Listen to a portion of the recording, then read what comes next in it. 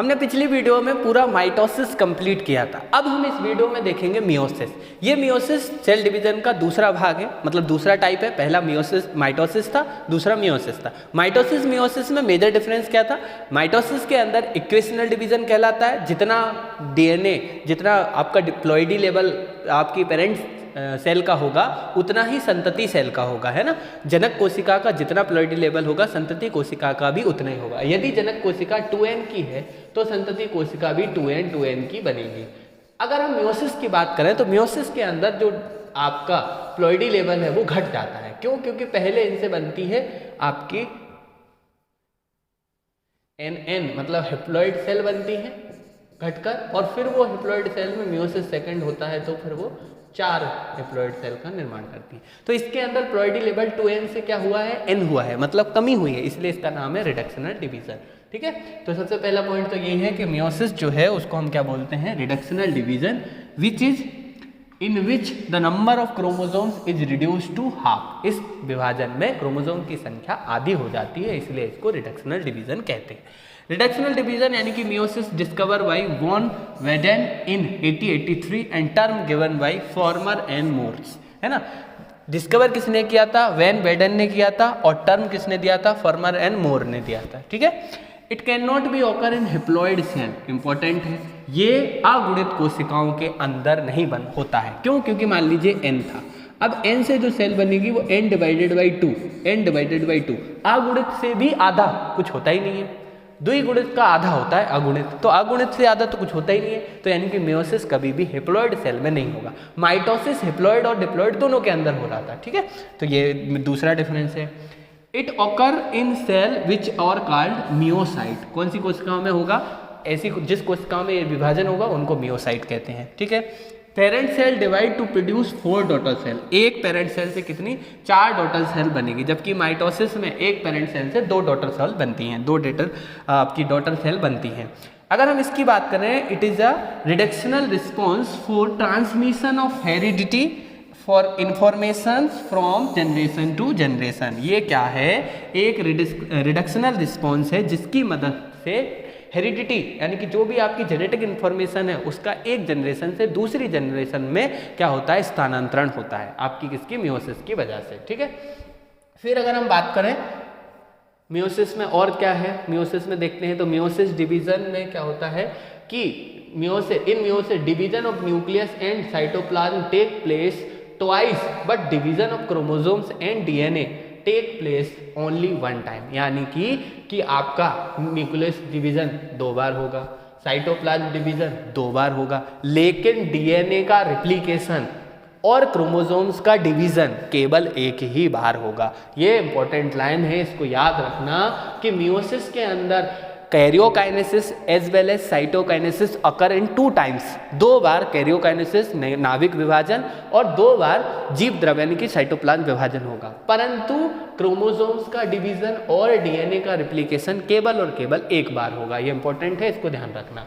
Very important, germinal cell मतलब आपकी जो गेमेटिक या जर्मिनल सेल होती हैं उनके लिए, जैसे germinal cell of testis, ovary और एंथर और ओवेरी, मतलब एनिमल के अंदर देखोगे तो टेस्टिस और ओवेरी की जो जर्मिनल सेल है उनके लिए मियोसिस बहुत इंपॉर्टेंट है, गैमेट फॉर्मेशन होना है। ऐसे ही प्लांट के अंदर देखोगे तो पोलन ग्रेन और ओवेरी के अंदर एग, जिसे मेगा स्पोर मदर सेल बोलते हैं, उससे क्या बनता है? एग बनता है, और पोलन मदर सेल PMC उससे बनती है pollen grey.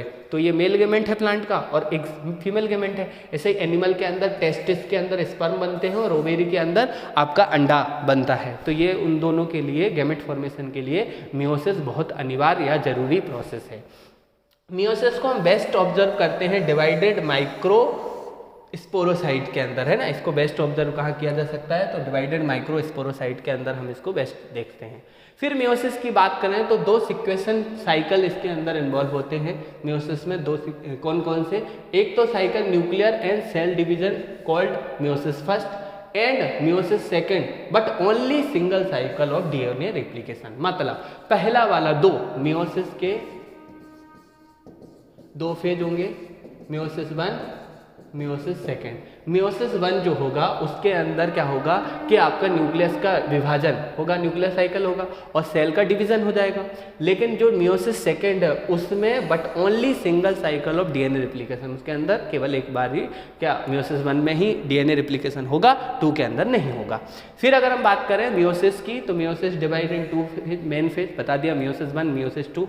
Meiosis 1 heterotrophic division है और रिडक्शन डिवीजन है, हेट्रोट्रोपिक और रिडक्शन डिवीजन है। इसके अंदर क्या होगा, division of chromosomes does not occur, chromosomes का डिवीजन कभी भी नहीं होगा, यानी कि and only homosegregation of homologous chromosomes take place. जो होमोलोगस क्रोमोसोम्स होते हैं, देखिए ये आपस में सिस्टर क्रोमेटिड है और ये 2 क्रोमोसोम्स आपस में क्या कहलाते हैं, होमोलोगस क्रोमोसोम्स। इन होमोलोगस क्रोमोसोम्स का सिग्रेशन यानी कि सेपरेशन होगा मियोसिस फर्स्ट के अंदर। अगर हम मियोसिस सेकेंड की बात करें तो ये क्या है, इक्वेशनल डिवीजन है। क्या है, इक्वेशनल डिवीजन है और ये जस्ट किसके जैसा है, जस्ट आपका माइटोटिक डिवीजन के जैसा है। मियोसिस सेकंड जो है वो बेसिक के जैसा, माइटोसिस के जैसा है। ठीक है, तो ये ध्यान रखना है इसमें। फिर देखिए हमने जैसे मियोसिस को हमने एक बार में देखा था, ऐसे ही माइटोसिस को देखा था, ऐसे ही मियोसिस का पूरा फ्लो चार्ट ये दिया है। मियोसिस और सेक्स सेल डिवीजन क्या है, मियोसिस और सेक्स सेल डिवीजन। सबसे पहले अगर हम बात करें तो जैसे ही मियोसिस स्टार्ट होता है तो डीएनए के स्ट्रैंड में क्या हो जाता है, थिकनिंग यानी कि संघनन क्या होता है, शुरू हो जाता है और होमोलोगस क्रोमोसोम्स बनना शुरू होते हैं।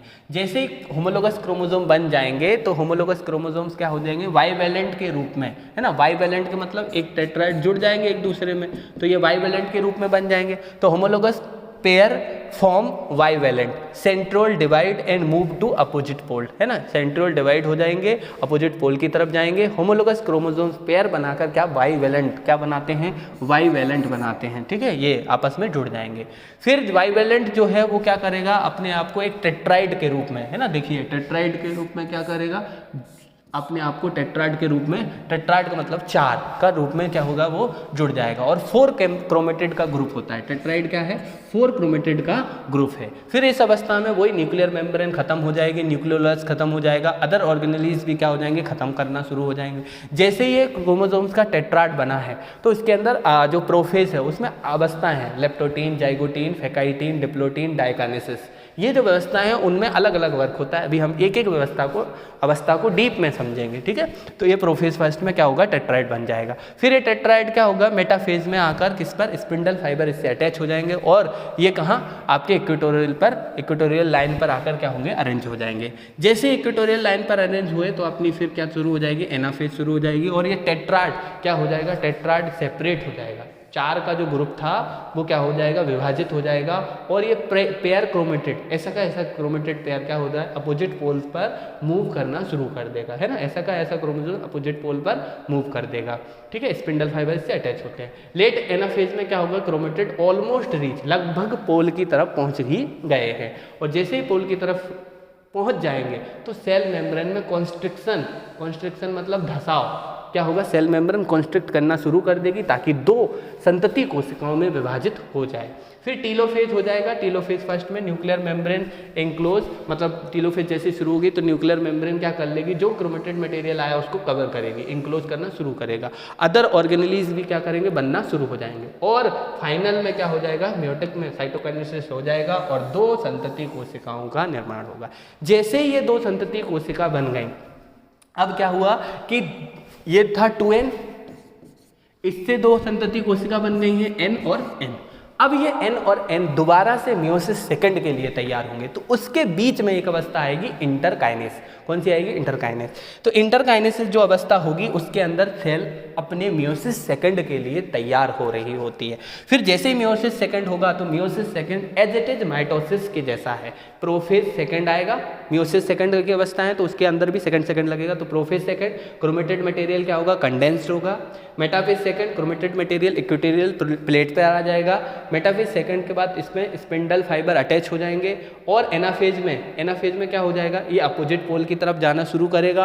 अपोजिट पोल एनाफेज में पहुंच जाएगा तो टेलोफेज में क्या होगा, न्यूक्लियर मेम्ब्रेन बन जाएगी, साइटोकाइनेसिस होकर सेल 2 संतति कोशिकाओं में विभाजित हो जाएगा। ठीक है, तो ये देख लिए प्रोफेज सेकंड माइटोटिक डिवीजन का है। Homologous chromosomes do not duplicate but separate हो जाते हैं। होमोलोगस क्रोमोसोम डुप्लीकेट नहीं होते हैं, वो क्या होते हैं, सेपरेट होंगे।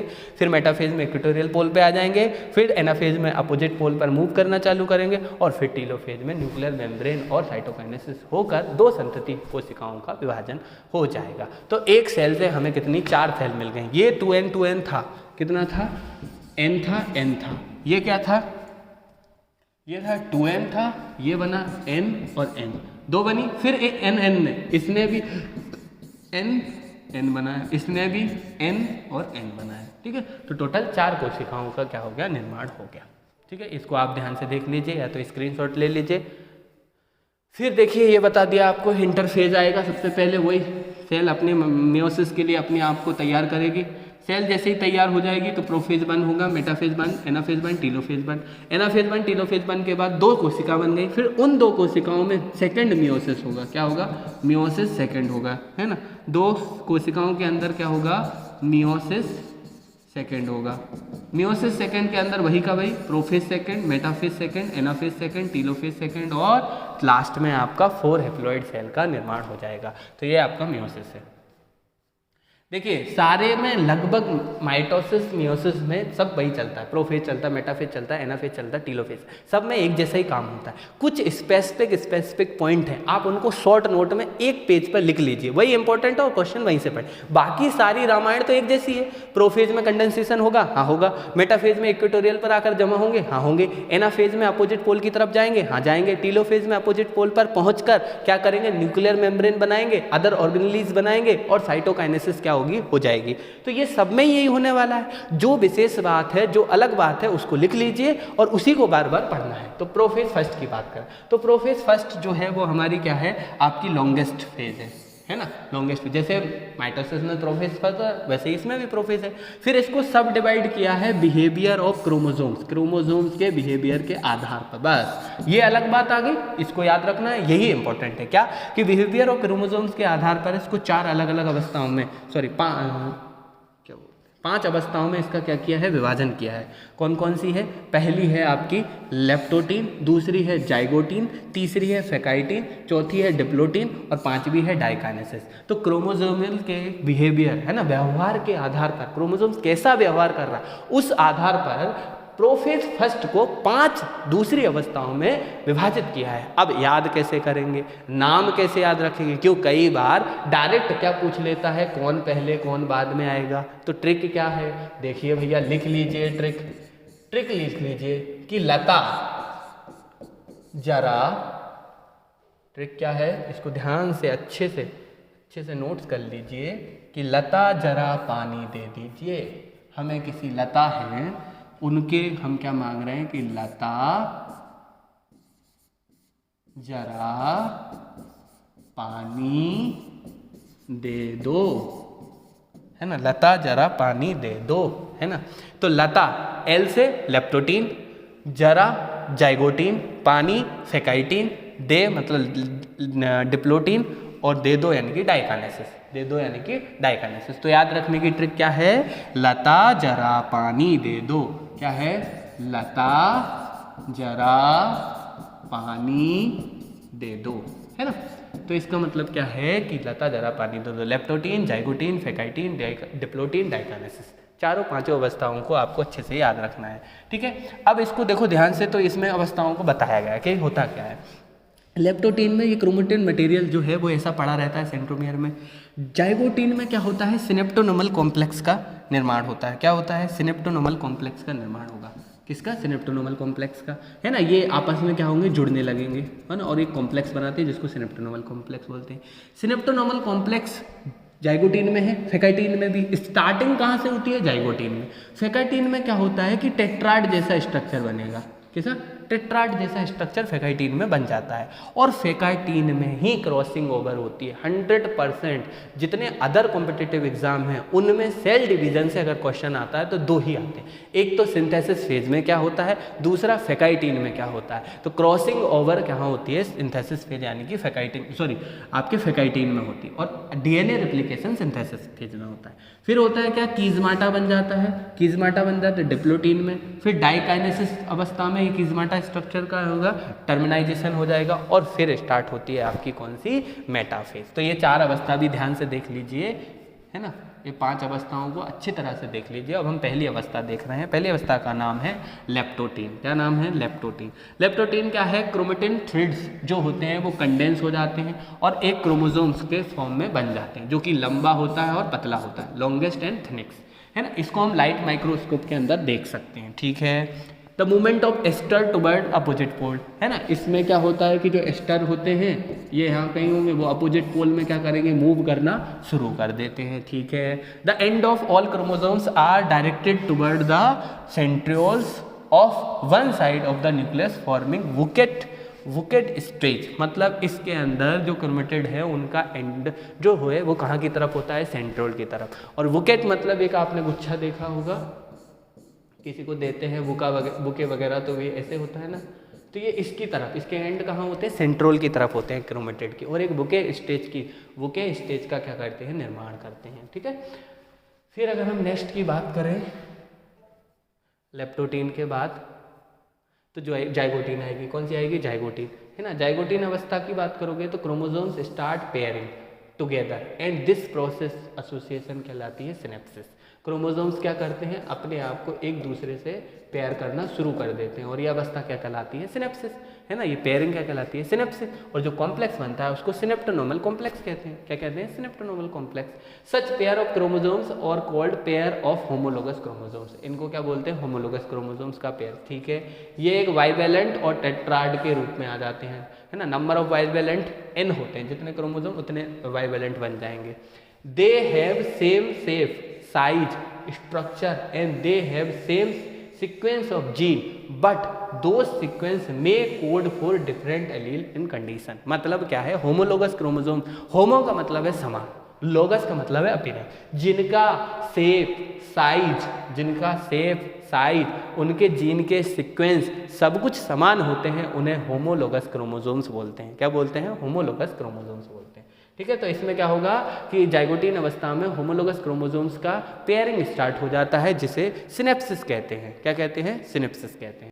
कि जो नंबर ऑफ वाइवेलेंट है वो equal to half of total number of chromosomes, ठीक है। वाइवेलेंट का नंबर क्या था, वाइवेलेंट का नंबर था x। क्या नंबर था वाइवेलेंट का, सॉरी n था, क्या था, n जो है वो नंबर ऑफ वाइवेलेंट है, नंबर ऑफ बाइवेलेंट, और जो कि हाफ होते हैं क्रोमोसोम्स के। जितने क्रोमोसोम्स होंगे उनका हाफ जो होता है वो क्या होता है, नंबर ऑफ बाइवेलेंट्स होते हैं, क्रोमोसोम के आधा। क्यों, सही बात है। देखिए मान लीजिए 10x थे, ठीक है ना, 10x थे। जब ये आपस में जुड़ गए तो 2 का एक जोड़ा बन गया, तो कितने बचे, 5 बचे। तो जो जुड़ता है उसे टेट्राड कहते हैं, बाइवेलेंट, है ना।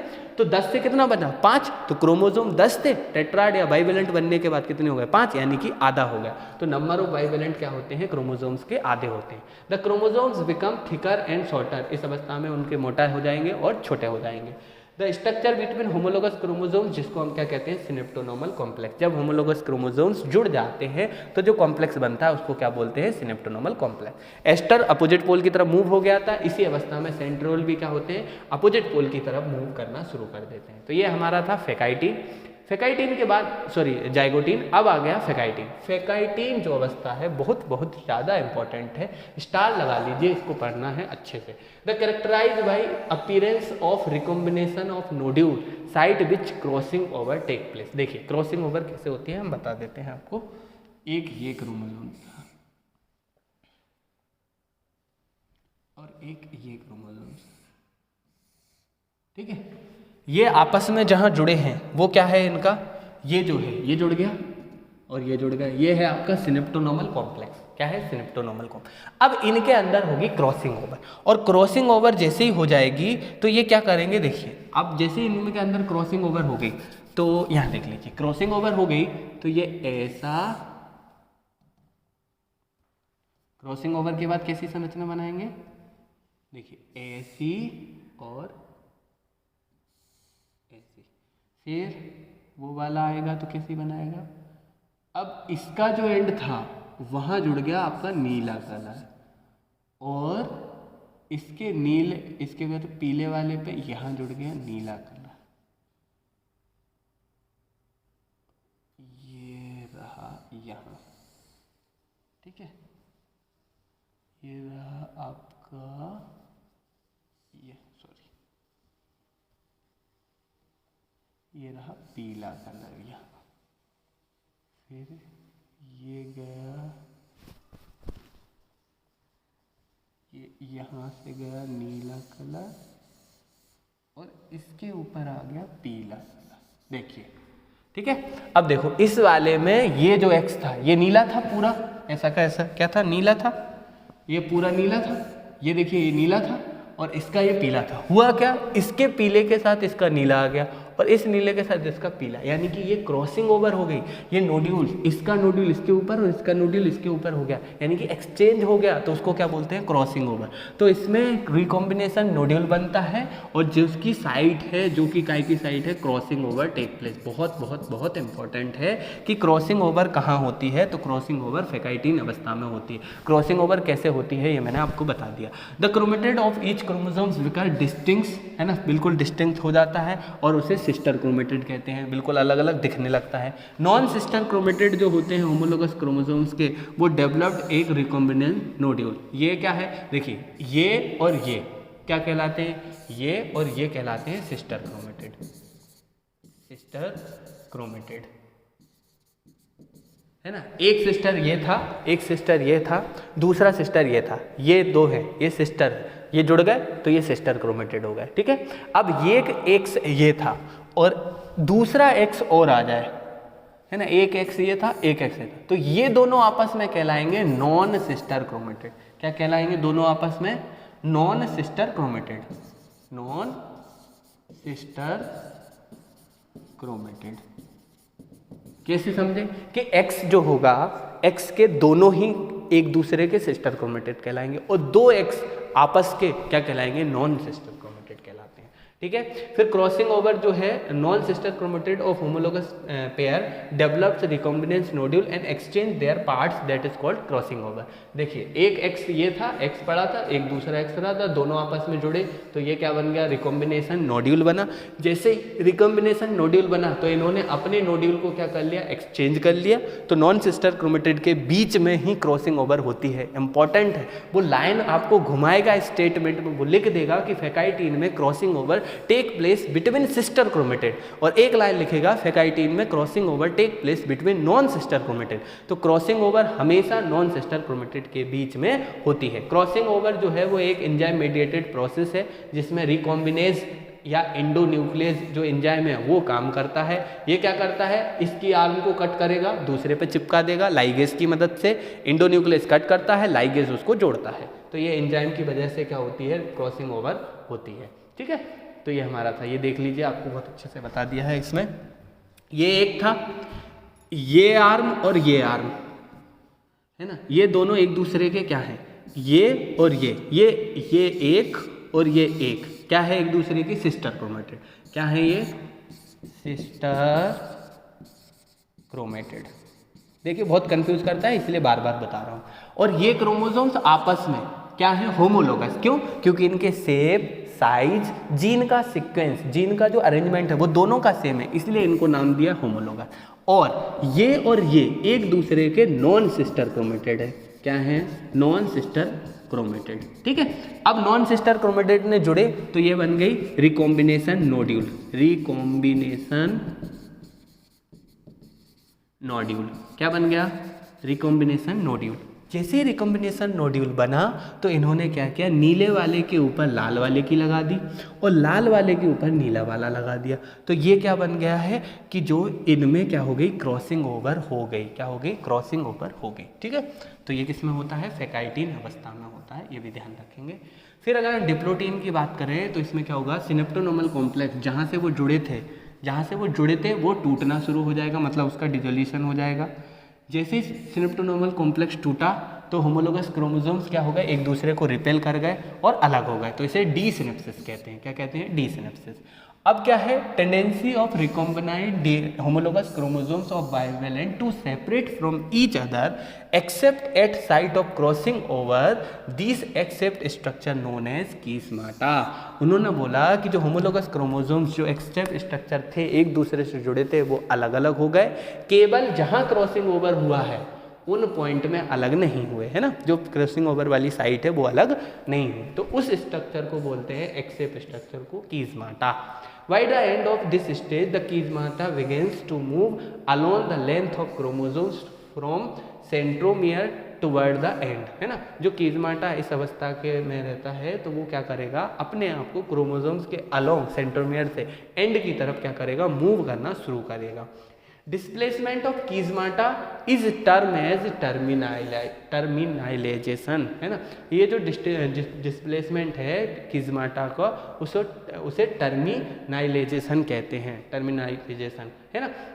It may last long up to month और year it oocyte of some vertebrate, मतलब ये हो सकता है कि कुछ महीने, हो सकता है कुछ साल, या हो सकता है कुछ महीने इसको लग जाए कुछ वर्टिब्रेट के ऊसाइड्स में। तो ये आपका है डिप्लोटीन। डिप्लोटीन के अंदर क्या होता है, सबसे इंपॉर्टेंट है कि जो होमोलोगस क्रोमोसोम्स हैं वो अलग होते हैं, यानी कि डी सिनेप्सिस होती है, और एक एक्स शेप कीस्माटा का फॉर्मेशन होता है। कीस्माटा का जो आपका डाइकाइनेसिस अवस्था है जिसे फाइनल प्रोफेज कहते हैं, उसके अंदर क्या होगा, टर्मिनाइजेशन होगा किसका, कीस्माटा का, है ना। टर्मिनाइजेशन किसका हो जाएगा, कीस्माटा। कीस्माटा क्या हो जाएगा, खत्म हो जाएगा। क्रोमोसोम्स क्या हो जाएंगे, फुल्ली कंडेंस्ड हो जाएंगे। क्या हो जाएंगे, फुल्ली कंडेंस्ड हो जाएंगे। और इसके अंदर न्यूक्लियोलस, न्यूक्लियर मेम्ब्रेन इस अवस्था डाइकाइनेसिस में आकर क्या हो जाते हैं, डिसअपियर, यानी कि खत्म हो जाते हैं। सेंट्रियोल क्या होते हैं, अपोजिट पोल की तरफ मूव करना शुरू करते हैं, ठीक है। तो ये आपकी डाइकाइनेसिस थी। डाइकाइनेसिस के बाद हम शुरू करेंगे मेटाफेज। तो मेटाफेज में वही क्या होगा, क्रोमोसोम्स एंड काइनेटोकोर माइक्रोट्यूब्यूल बनते हैं, है ना। कंटिन्यूअस और non chromated microtubule opposite pole to pole हो जाते हैं, ठीक है। तो इसमें क्या होता है कि देखिए मेटाफेज, जैसे ही मेटाफेज फर्स्ट आ गई तो जो आपका वाइवेलेंट है, जो आपका एक्सेप्ट क्रोमोसोम, वो कहाँ जाएगा, इक्वेटोरियल पर आकर अटैच हो जाएगा। वही वाली बात, वही रामायण फिर आ जाएगी। अब कुछ नया नहीं है। मेटाफेज आया तो क्रोमोसोम इक्वेटोरियल पर आकर अटैच होगा। स्पिंडल फाइबर अपोजिट पोल से आकर कहाँ अटैच हो जाएंगे, उस होमोलोगस क्रोमोसोम्स के काइनेटोकोर से। कहाँ हो जाएंगे, होमोलोगस क्रोमोसोम्स के काइनेटोकोर के, है ना। फिर आगे चलें, मेटाफेज के बाद एनाफेज आएगा। तो एनाफेज क्या है, किससे कैरेक्टराइज है, उसमें क्या होगा, उसमें होगा सेग्रेशन ऑफ डिसजंक्शन। हाँ, जहाँ आपके होमोलोगस क्रोमोसोम्स जुड़े थे उन दोनों का डिसजंक्शन होगा। होमोलोगस क्रोमोसोम्स, दो बहनें जो जुड़ गई थी उनको क्या करना है, अलग करना है, due to shortening of chromosomal fibre. Chromosomal fibre की शॉर्टनिंग करके हम होमोलोगस क्रोमोसोम्स को अलग अलग कर रहे हैं। तो इससे क्या होगा, रिडक्शन हो जाएगा किसका, क्रोमोसोमल नंबर का इन डॉटर सेल में। 10 क्रोमोसोम थे आपस में जुड़े थे, इनको अलग कर दिया तो एक के पास 5 पहुंच गए, एक के पास 5 पहुंच गए, तो क्रोमोसोम्स का क्या हो गया, रिडक्शन हो गया, ठीक है। क्रोमोसोम्स का रिडक्शन होगा एनाफेज में। टेलोफेज की बात करेंगे तो हिप्लॉइड नंबर ऑफ क्रोमोसोम्स कहाँ हो गए, अपोजिट पोल में आ गए हैं। Haploid number of chromosomes opposite pole में आ गए हैं। जैसे ही इसमें आएंगे, रीचिंग करेंगे तो क्या होगा, उनमें लॉन्ग हो जाएंगे और डीकंडेंस मतलब धागा खुल जाएगा। कहाँ, टेलोफेज में। फिर न्यूक्लियर मेम्ब्रेन, उस धागे के आसपास न्यूक्लियर मेम्ब्रेन बनना शुरू हो जाएगी उस धागे के आसपास, और 2 डॉटर सेल का निर्माण होगा। मतलब न्यूक्लियर मेम्ब्रेन बनेगी तो साइटोकाइनेसिस हो जाएगा और उसको हम डायड ऑफ सेल कहते हैं। दिस स्टेज को क्या बोलते हैं, डायड ऑफ सेल। और इसमें 2 डॉटर सेल का निर्माण हो जाएगा, और वो भी कैसी, हेप्लॉइड वाली। क्यों, क्योंकि क्रोमोसोम्स क्या हो गए, आधे हो गए। अब आई इसमें इंटरकाइनेसिस। इंटरकाइनेसिस जैसे ही आती है तो वो क्या है, बिटवीन 2 मियोसिस, है ना, 2 मियोसिस एंड मियोसिस सेकेंड की, मतलब 2 मियोसिस अवस्थाओं के बीच का टाइम जो है वो इंटरकाइनेसिस है।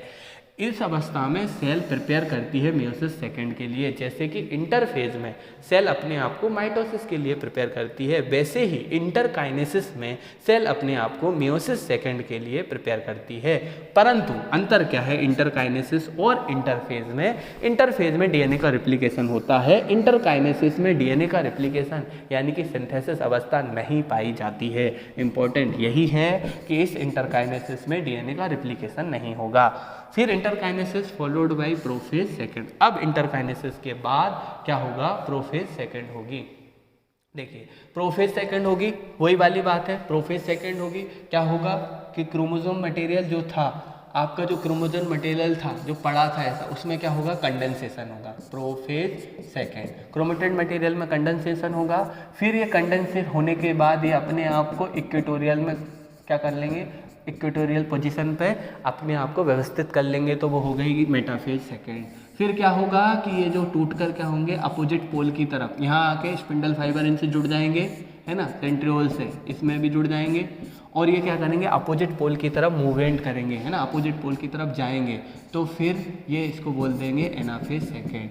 फिर टीलोफेज में क्या होगा कि जैसे ही क्रोमोसोम्स अपोजिट पोल की तरफ पहुंच गए तो वो अपने आप को डीकंडेंस कर लेंगे, धागा खुल जाएगा, और जैसे ही धागा खुल जाएगा तो उसके आसपास न्यूक्लियर मेम्ब्रेन क्या होगी? बनना शुरू हो जाएगी। न्यूक्लियर मेम्ब्रेन बनेगी तो सेल अपने आप को कॉन्स्टेंट करेगी, मतलब अंदर की तरफ धसेगी, और साइटोकाइनेसिस से 2 सेल का निर्माण करेगा। तो 2 सेल पहले थी, 2 सेल और बन गई, तो टोटल मियोसिस में 4 सेल का निर्माण होता है।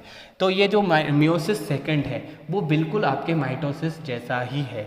फिर अगर हम बात करें तो इट इज़ आपका इसका इम्पोर्टेंस क्या है? तो ये आपका स्पेसिफिक क्रोमोसोम्स के क्या होता है कंजर्वेशन में ये आपकी मियोसिस बहुत हेल्प करती है ना। कुछ स्पेसिफिक क्रोमोसोम्स हैं स्पीसीज के, उनका कंजर्वेशन मियोसिस की वजह से होता है। ये जेनेटिक वेरिएबिलिटी है ना, किसी भी पॉपुलेशन के अंदर उसको क्या करती है? इंक्रीज करती है, जेनेटिक वेरिएबिलिटी को इंक्रीज करती है। और मियोसिस ना होगा तो उत्पत्ति नहीं होगी, इस यूनिवर्स पर संतति पैदा नहीं होगी, क्योंकि मियोसिस की वजह से ही स्पर्म और एग यानी कि किसी पोलन ग्रेन, प्लांट का रिप्रोडक्शन बोलो चाहे एनिमल का रिप्रोडक्शन बोलो, दोनों ही मियोसिस की वजह से ही होते हैं। क्योंकि मियोसिस नहीं होगा तो स्पर्म और एग का निर्माण नहीं होगा, और ये पृथ्वी पर सब कुछ खत्म हो जाएगा। ठीक है, तो मियोसिस बहुत इंपॉर्टेंट है।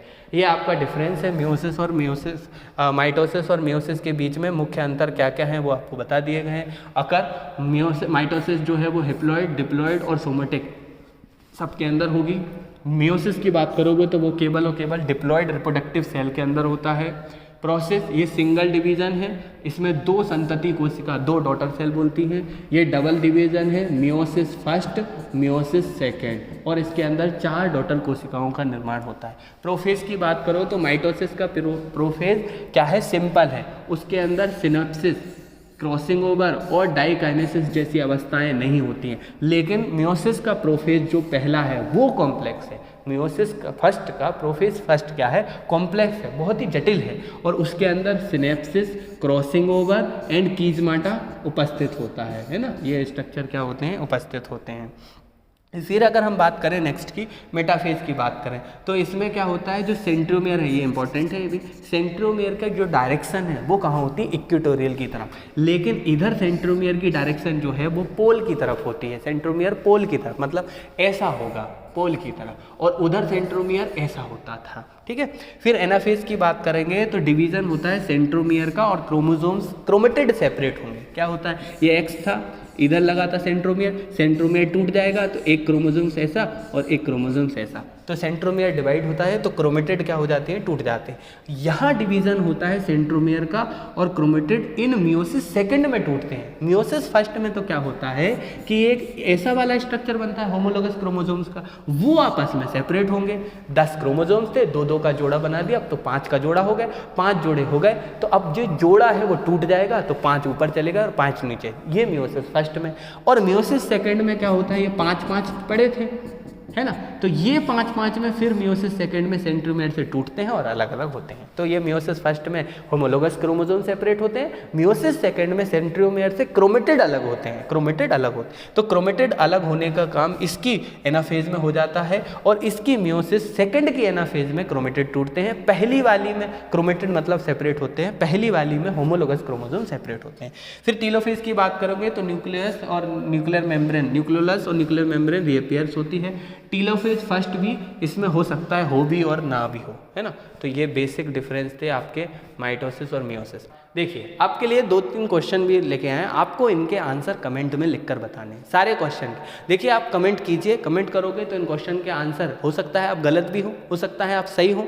नॉलेज बांटने से बढ़ती है। तो आप इन चारों क्वेश्चन के क्या मुझे आंसर कमेंट में बताएंगे। तो पहला क्वेश्चन क्या है, at metaphase chromosomes are attach to spindle fibre by their. Metaphase में क्रोमोसोम्स के ऊपर जो स्पिंडल फाइबर अटैच होता है वो कहाँ से होता है, by their, satellite, secondary constriction, kinetochore या सेंट्रोमियर। तो आपको कमेंट करके बताना कि पहले क्वेश्चन का क्या आंसर है। दूसरा क्वेश्चन है when cell has start DNA replication, मतलब जब सेल के अंदर डीएनए रिप्लिकेशन स्टार्ट होता है ना, तो जो डीएनए रिप्लिकेशन फॉर्क बनती है वो which checkpoint should be predominantly activated, मतलब कौन सा ऐसा चेक पॉइंट है जो डीएनए रिप्लिकेशन को स्टार्ट होने वाला है वो चेक पॉइंट बताएगा। तो वो G1S है, मतलब डीएनए रिप्लिकेशन किस चेक पॉइंट के बीच में होगी। तो G1S है, G2M है, M है, बोथ G1M है या K।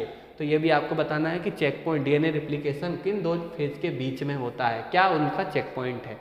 फिर अगर हम बात करें तीसरे क्वेश्चन की, तो तीसरा क्वेश्चन क्या कहता है कि which of the following option give the correct sequence of event during the mitosis. Mitosis के होने में कौन सा सही क्रम है। कंडेंसेशन होगा, इक्वेटर पर अरेंज होंगे, सेंट्रोमियर डिवाइड होंगे, सिग्रेशन होगा, टेलोफेज होगा।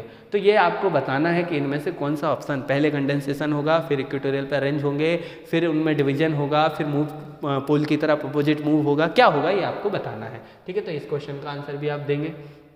फिर लास्ट क्वेश्चन जो है वो है the connecting between meiosis 1 and meiosis second, जो लिंक है, कनेक्टिंग लिंक मियोसिस फर्स्ट और मियोसिस सेकंड के बीच में, वो क्या है। इंटरफेज फर्स्ट है ना, इंटरफेज फर्स्ट है या इंटरफेज सेकंड है या इंटरकाइनेसिस है या एनाफेज फर्स्ट है। आपको बताना है कमेंट करके। चारों क्वेश्चन के आंसर आप कमेंट में दीजिए। और इस चैप्टर के देखिए पूरे चैप्टर में प्रोफेज, मेटाफेज, एनाफेज, टेलोफेज एक जैसा ही है, लगभग सब में एक ही काम होता है। जो यूनिक कैरेक्टर है, जो यूनिक पॉइंट है, वो आप एक पेपर पे अलग से लिख लीजिए और क्वेश्चन हमेशा उसी यूनिक पॉइंट, उसी यूनिक आपका पॉइंट से ही बनता है। तो बस इसके लिए आपको बस इतना करना है, आप इसको वीडियो को देखिए, नहीं समझ में आए तो दोबारा देखिए, लाइक कीजिए, शेयर कीजिए और कमेंट कीजिए। Thank you.